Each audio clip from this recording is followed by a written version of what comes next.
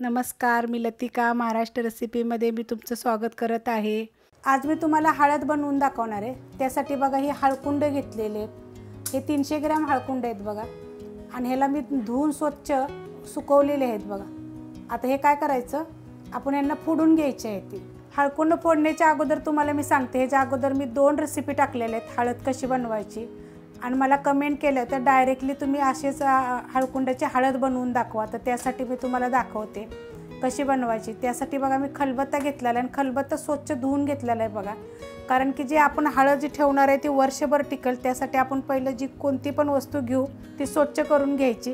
ही हळद जर धुतली की नाही आपण तर तिला सुकवायची बघा, जे पाणी बिलकुल पण नाही आहे अशी सुकवलेली आहे। आता तिला फोडून घ्यायची आहे बघा आपल्याला।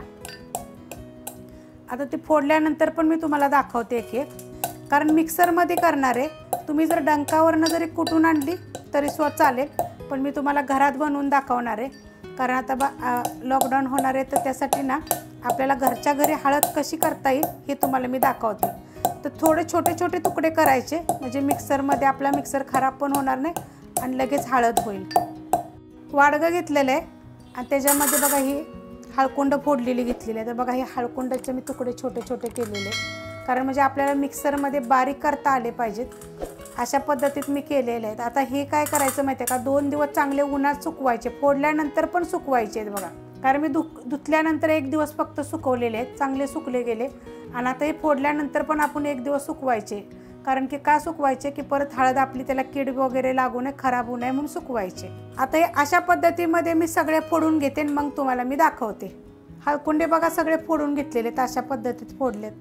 तुम्ही जर अजून बारीक केले तर चालतील, तसं काय म्हणजे बारीक जरा मोठे जरी असले तर चालतील, पण मिक्सरला करायचे ना तर बारीक थोडेसे केले तर अजून लगेचच बारीक होईल।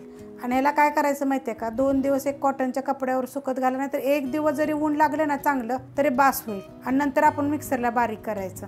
उन्हात सुकवून आणलेत बघा, चांगले सुकलेले आहेत बघा, कडक एकदम झालेले आहेत। आता हे आपण मिक्सरला बारीक करून घेऊया। तर मिक्सरचं भांडं घेतलेलं आहे, पातळ पसरून टाकायचे म्हणजे चांगले सुकतील आणि किडणार नाहीत, खराब होत नाही, ती जाळ्या बिळ्या होत नाहीत त्याला।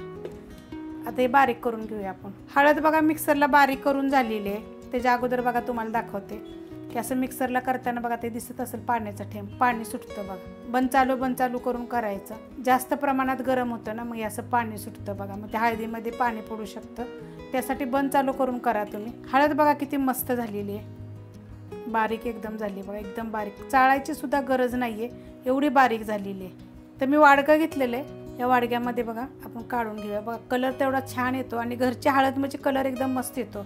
ह्याच्या अगोदर मी 2 रेसिपी टाकलेल्या आहेत, त्या पण तुम्ही बघा। आणि ही वाटलं तुम्हाला चाळायचं तुमच्या जर मिक्सरच्या ह्याच्यावर आहे तर चाळून घ्या तुम्ही, कारण माझ्या मिक्सरवर एकदम बारीक होतं। मी हमेशा ह्याच्यावर करते, आता 3-4 वर्ष होत आलं मी ह्याच्यावर बनवते, तर मला अंदाज आहे चांगला बारीक एकदम मस्त असे होते। तर बघा अशा पद्धतीत हळद झालेली आहे, किती चांगली अशी झालेली आहे। ही जर रेसिपी जर तुम्हाला आवडली तर लाईक करा, सबस्क्राईब करा, कमेंट करा आणि शेअर बी करा।